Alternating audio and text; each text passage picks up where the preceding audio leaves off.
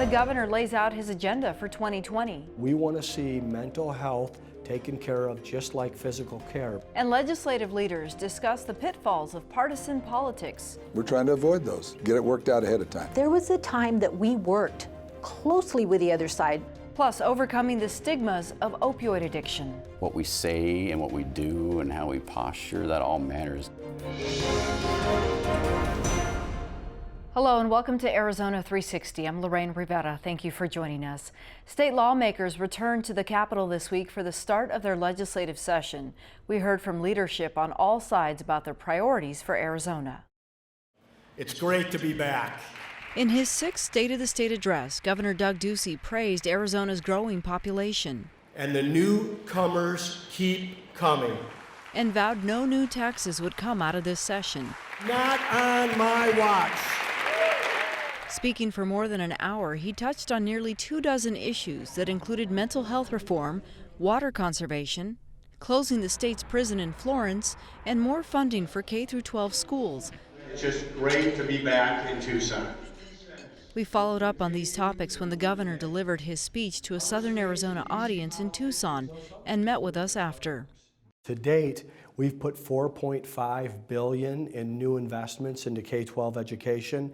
With the budget that we'll present later this week, that number will rise to $6.6 billion. Per pupil funding is still not where you'd probably like it to be. The critics are still not happy. What do you say to people who look at those numbers and take it seriously? Well, I would say remember what happened before I came here. There were some real spending years in the state of Arizona. It was almost like binge eating or a smorgasbord of all you can eat. And then the downturn came and Arizona had to go on a starvation diet.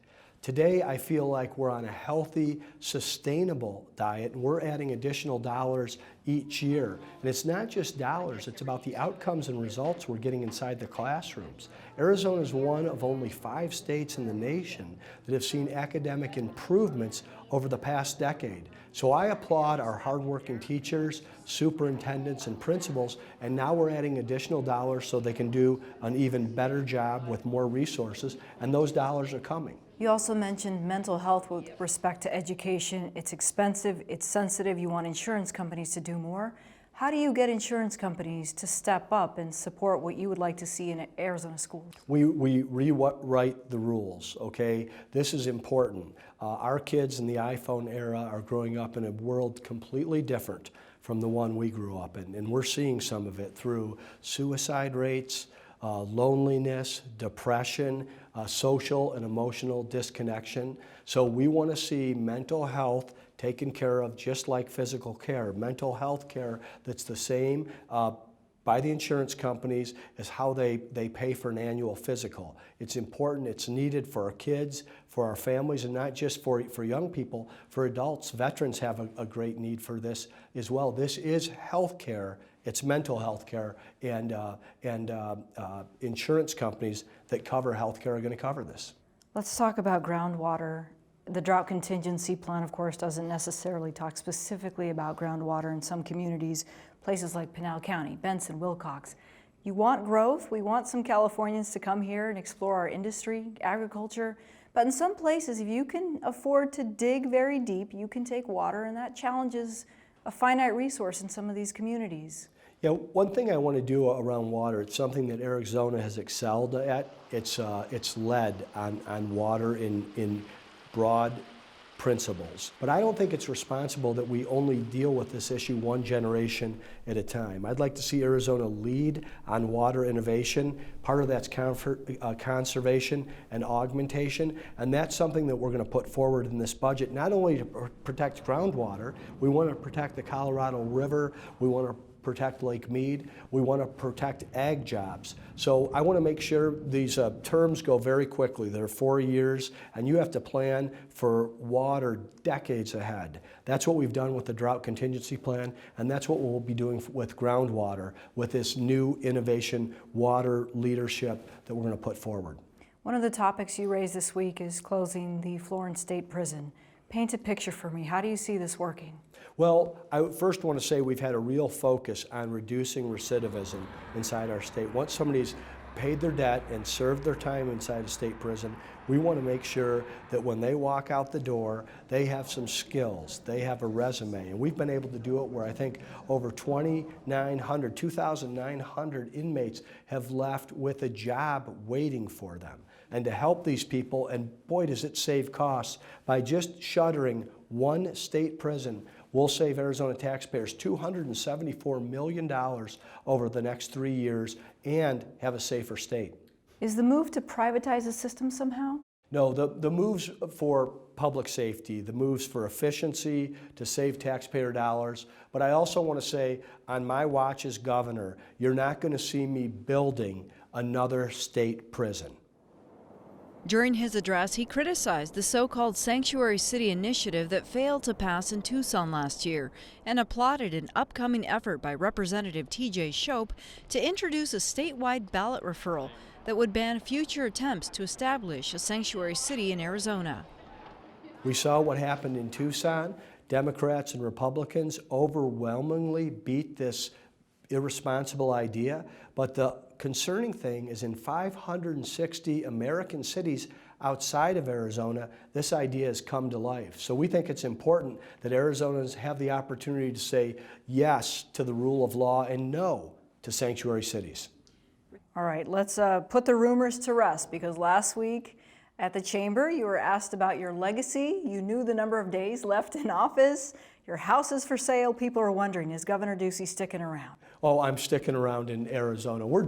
We've had our boys grow up and go to college, and it's gotten awful quiet. So we're not going anywhere. We're staying right here in Arizona. I have 1,084 days remaining in office right now. I intend to serve every single one of them. I love the state of Arizona, and I'm honored to have this job for the next 3 years. All right, Governor, this is one of your longest states of the state. We didn't get to talk about everything, but we will throughout the 2020 session. I'll be back. All right, Governor Ducey, thank you. Thank you. In addition to Earlier this month, Governor Ducey previewed some of his priorities at a luncheon hosted by the Arizona Chamber of Commerce. At the same event, I moderated a panel discussion with legislative leaders of the House and Senate, whom I sat down with separately after the event to ask how they plan to approach the session, starting with Majority Leaders, House Speaker Rusty Bowers and Senate President Karen Fann. We began with what issues top their agendas. If there was a priority, it'd be more a concept. Focus, think, and produce. That rather than to get into the peripheral challenges, focus on the principles, stay on policy, and produce good work. Pretty much, and along that line, obviously our priorities is still at the top of our agenda is education, particularly the K through 12, and dealing with the higher ed infrastructure. But Speaker Bowers is correct. Our goal is we have one constitutional thing that we are supposed to accomplish, required to do, and that is the budget. So that is the number one thing that we will concentrate on and hopefully get out in a decent time. Anything that could stall budget negotiations? Oh, there's 90 reasons to do it. I mean, we have, any one member can get a burr in the saddle and try to do that. But I thought the president, and I'm grateful to my caucus that we kept a good rein in on last year, and there was a couple of exceptions at the end, but we're trying to avoid those, get it worked out ahead of time. You just never know. We try so hard to try and keep the politics out of it, which is, one of the things we try and do is make some sort of a bipartisan effort here. That's why we were elected to come down here. We were elected to come down to do this business, not to play politics. So we're going to try real hard to keep that tamped down. Sometimes the perception is that partisan politics gets in the way of actually producing action. Is that true? If you're asking me, of course it does. Yeah. I mean, it is a partisan effort. It's partisan for a reason. We don't all walk in lockstep in our state. Everybody has different nuances of belief, and we they have want those represented. And we have different constituents in our districts too. We represent different people. And it's meant to be there. It's a citizen legislature. It's not a bunch of paid professionals in the sense of, I'm getting 6 figures to be a legislator. And maybe that'd be a good idea. No. Will you spearhead that legislation? You're writing the bill as we speak. What do you suppose is the headline out of this session? Momentum. keeping the momentum going. The state has an incredible momentum. We're blessed to have a good governor that focuses on that.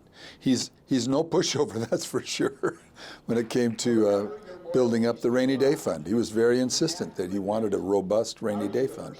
And so we had to tailor and work with him. But it's a hard process, but momentum, keeping that going forward for our families, and especially our families in the state, that'd be great. Arizona moving forward. But it is going to be difficult. We know that 2020 is going to be a very difficult political year because of what's going on the federal level, you know, and then we have a Senate race, U.S. Senate race that is going to be determined. So all of that is going to play into Arizona. Arizona is one of the swing states that there will be a lot of outside money that's going to be pumped into Arizona to try and either hold on to seats or take away seats. President Fan says she hopes the vitriol likely looming with this year's campaign season won't distract legislators from doing their jobs. But as state Democrats plan their pathway to victory, the possibility of becoming the minority party is hard for Republicans to ignore. The progress that we've made, especially for children, for families, for financial capability, this is a great thing for our families, and I hope that we don't get swept away in a political spin factory that takes us away from those priorities. I don't want my family to have to live in a California like they have. No offense, but I don't want that to happen. Okay, Speaker Bowers, President Fan, thank you. Thank you. In the same room, I posed the same questions to Democratic leaders, House Minority Leader Charlene Fernandez and Senate Minority Leader David Bradley, beginning with their biggest focus this session. For us, a big issue is no more tax cuts. You can't, as I said, you can't be digging, you're in a hole, stop digging at a minimum. And if tax cuts are brought forward as a big proposal in this budget, we're not going to be on the budget.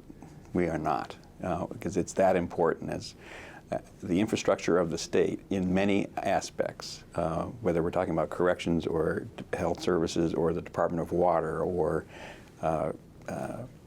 any one of them that you can pick, it's been hollowed out, and there's tremendous need in the state. It's an illusion that everything's hunky-dory, and if we're going to keep cutting, then it's going to be hard to discuss other things. I tell people this all the time. The mantra is please fund public education, and this comes from people that have kids in school, grandmas that have, no longer have a commitment to put anyone through school. They care about public education. Our future depends on how well our kids are doing today. How much do partisan politics get in the way of action?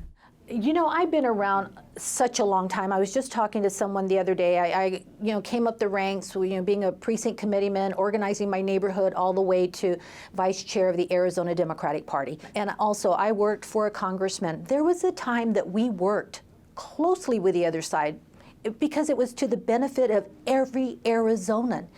And unfortunately, we don't see that today. So I have to say, and it makes me sad to say, that partisan politics is alive here in Arizona. Would you agree, David?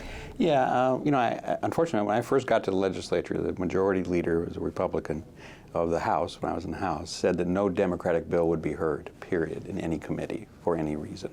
So it's been a little bit better over the years at times as a function of that. I think the pressure in the House, 31-29, has got, some of their folks have got their attention. I think they are concerned about this next election, and a lot of resources are going to come in on both sides. But unfortunately, we don't step back. That's why I was only being moderately facetious when I said, go read Fred Rogers' book. Listen to each other, be kind as a base. And unfortunately, especially towards the end of session last year, that did not happen. What could stall budget negotiations this session? Well, I think Mr. Bradley said it. With 31 in the House, he can tell you what's going on in the Senate, but 31 in the House, and I'll be, a little snarky here, but the funny part is if someone has to go home and walk their dog or let their dog out, we shut down business. That's all there is to it. If their 31 members are not in their seats, we close out for the day. Case in point, we were there for 135 days, one of the longest in the history of the state. And that's on the backs of our taxpayers because they have to pay us while we're there. What do you think is the headline out of this session? I think the goal is to try to get out of here quickly. Like I said, that's a big concern of theirs for the reasons that we just brought up, that this coming election may be transformative for the state. I hope that at a minimum, as I started at the beginning, that we get out of this session with no tax cuts. That would be a win as far as I am concerned. Absolutely, I would like to see that, definitely. Okay, Ms. Fernandez, Mr. Bradley, thank you. Right. Thank you so much for allowing us this time. Yeah, thank you. As this legislative session gains steam, so will races for the White House and Congress. Arizona is once again poised to gain national attention as pundits speculate if a blue wave could definitively turn this historically red state purple. We got insight into those odds from political strategists Mario Diaz and Jaime Molera. What is Arizona's political posture headed into 2020? I think there is an undercurrent of bipartisanship. I do believe that elected officials are really thinking about the electorate this time, and the electorate is frustrated. They're just frustrated with the gridlock nationally, and they just don't want to see it locally. And so I believe that there's going to be some good bipartisanship at the state, the House and the Senate in a few weeks to get some good work done for the people. These state lawmakers are going to try and hustle through this session because they need to get out and fundraise. There will likely be some campaigning for candidates. How much pull, how much clout do state lawmakers have when it comes to pushing for a federal candidate? Very little, in my opinion. I mean, Doug Ducey will have, of course, an opportunity. Right now, his poll numbers show he's pretty popular. I think he's well regarded. I don't think at a state legislative level it really would have that kind of an influence. We have two remarkable candidates for the Senate. Is Martha McSally vulnerable? Yes, I think she is. I think she's vulnerable for a couple of reasons. One is that you have a strong candidate in Mark Kelly. There's no doubt about that. The issue of whether or not she's perceived as too close to President Trump, which polling data has showed that tends to turn off a lot of women Republicans and independents. The other thing that's hurts Senator McSally is that the state party structure, the state Republican Party structure, right now is not seen as a very strong, viable, and they're not raising money. And that tends to be a big factor. A lot of the money that she's getting is what she's raising, but also you're going to see a lot of outside money being poured into Arizona to the tune of aggregately about $100 million. You can see Arizona become a very major battleground state. And this is the definition of why McSally is vulnerable, is that there's chaos with a small c over on the Republican side right now. And I think Mark Kelly is just hunkering down, raising money, coming to Maricopa County so he can be better known, and really doing what he has to do, which is a grassroots campaign and solidifying that base and taking it to the next level, which is interacting with those independents in Maricopa County. You've both said that Arizona is going to be considered a battleground state. So what is the headline out of Arizona for 2020? Arizona turns blue. Uh-oh, Jaime, those are fighting words for you. No, there's a chance, but I still think Arizona stays red. I think if the Democrat, there's a lot of ifs, right? And we're just in the first inning of a long, long game. But it's going to start from the top down. If the Democrats choose a very progressive presidential candidate, I think that'll have ramifications all the way down the ticket. And there's still a lot of questions of what's going to happen. Martha McSally has an opportunity because of her experience, and now she's been a full-time campaigner now for it'll be going on 4 years. So she's learned a lot, and if she can take the lessons that she learned in the last race, that could be very helpful in Arizona.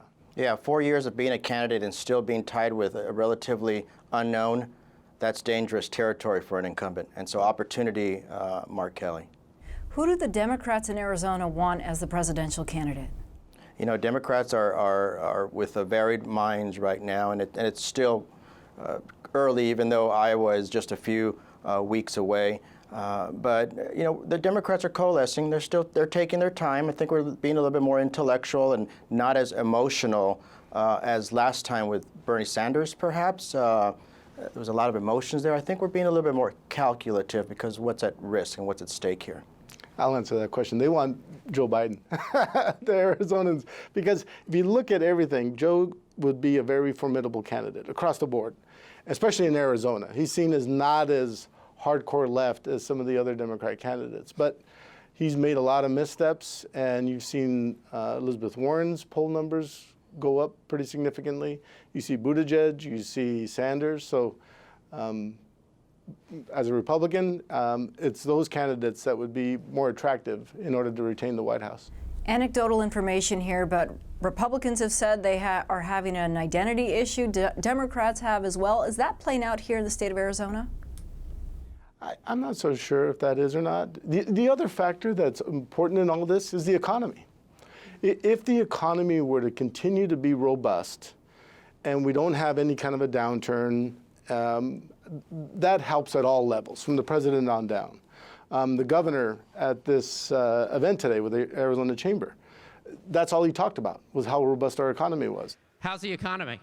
It's pretty good. It's pretty good. It's booming, and in addition to If Arizonans feel that that's something that's going to be continually a benefit to them, then that tends to be a huge factor. And I'm not sure if the identity issue gets in the way. It's really how the economy is working, and if people perceive that that's best for them and their families. I agree with my friend, but there's one issue that trumps good feelings, good times, good economy, and that's seeing our women and men coming in caskets with the U.S. flag covering the casket. If we go into war with Iran, if there's continuing recklessness with foreign policy, then perhaps Mr. Biden will have a better opportunity here in Arizona. Jaime, is Arizona, I mean, it's a military state, so is this going to play into the election? Well, there's two sides to it. If the public perceives that the United States is being strong, and we're not getting a lot of casualties, and it doesn't turn into a full-blown war. However, we're defending our interests. And when terrorists, really bad people, are getting taken out, I think the public would say, you know what, we're strong and we're great again. I mean, those are the kinds of things that could also be a benefit to an administration. But it also does depend. If it gets to that next level and you start to see troops on the ground, then you have that, it could flip. New issues will make people pay attention. Absolutely. Okay, Mario Diaz and Jaime Moleta, my thanks to both of you. Thank you.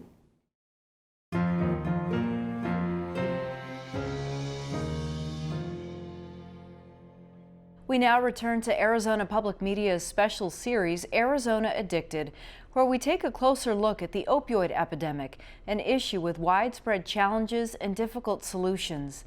But one simple step in the right direction comes down to how we talk about addiction. Mark Person with the Pima County Health Department explained the power our words can have in the fight to overcome stigma. What are some stigmatizing words, some of the language that we may use that are problematic? Yeah, there's no shortage of them, and a lot of things that you and I have heard out there pretty common in society or in families. So things like drug addict, junkie, or criminalizing it in some form or another. The disease that the person is struggling with becomes the identity of the person. So I'm no longer Mark, the person that struggles with substance use. I'm Mark the heroin addict, or Mark the druggie, or Mark the criminal, and so those type of words that we really hear pretty common are the things that wind up kind of creating more harm than good. What are the better terms to be utilizing? So again, in our field we talk about it as person first language. So you put the person first, and the things that they need help for are not that person's identity. So if I'm a person that struggles with heroin addiction, this is Mark, he's here and he's struggling with heroin use, or he struggles with an addiction to heroin, but he's not, you don't want to call him Mark the heroin addict. We're going to use the wrong language from time to time, and that's not the heart of the issue. The heart of the issue is the perception that we have about the person. So viewing them as immoral or criminal or a risk or dangerous or evil of some, that's the part that's harmful. This is a tough subject. How do you convince the skeptics, but also the families? I mean, I've spoken with families who say they've been lied to, stolen from, physically, verbally abused, and the last thing they want to think about is how to use the right language when there's a tough love component happening here. Sure, in those settings, I mean, the most important thing first is that the person gets help and that we support them. But we're not asking a family member to, again, just sort of dismiss having been wronged. Anybody that is in recovery or has gone through substance use treatment has a story to tell like that, and they'll themselves tell you that, you know, I've burned a lot of bridges along the way, I've done a lot of harm, and I got a lot of work to do to make those wrongs right again. But they have to have that chance to do it, and you know, if they're not given the opportunity, it makes recovery even harder. What's at stake if we don't change the way we think about and talk about these issues? I mean, for both substance use and mental health, I think if we continue down the same path that we have, and with the kind of assumption that people are dangerous or a risk to society, we're going to perpetuate that same problem. And what happens is people don't get the care that they need, they don't get the treatment that they need because out of fear, basically, rather than seeking help, we're in the hospital or the ED, or there's self-harming behaviors, or they've developed substance use or a form of addiction to kind of self-treat those things. And so that impacts everyone. People with mental illness are incarcerated at a much higher rate than the average population. Their homeless rates are much higher, unemployment rates, all those things, and a lot of that is tied to stigma. It sounds like, I mean, the consequences are real, and for those people who don't think they are affected, somehow, some way, they'll feel it at some point in the future. Absolutely, yeah. Okay. Especially with the widespread messages through politics and media and radio and movies, and how these things are portrayed and illustrated. You know, it's everywhere. Okay, Mark, thank you. Yeah, absolutely. A reminder that the discussion was part of Arizona Addicted, a special endeavor from Arizona Public Media that explores the solutions, stories, and science behind the state's opioid crisis. Over the next 11 weeks, you'll find this coverage here on Arizona 360 and across all of AZPM. That also includes a live event happening next Thursday, January 23rd at the U of A's Stevie Eller Dance Theater. Community Interactive, Arizona Addicted, brings together experts from law enforcement and those personally touched by the epidemic to discuss the current fight to save lives. The event is free. You can find a link to register at azpm.org/Arizona Addicted. And share your suggestions or feedback with us on social media or email us at Arizona360@azpm.org. Thanks for joining us. We'll see you next week.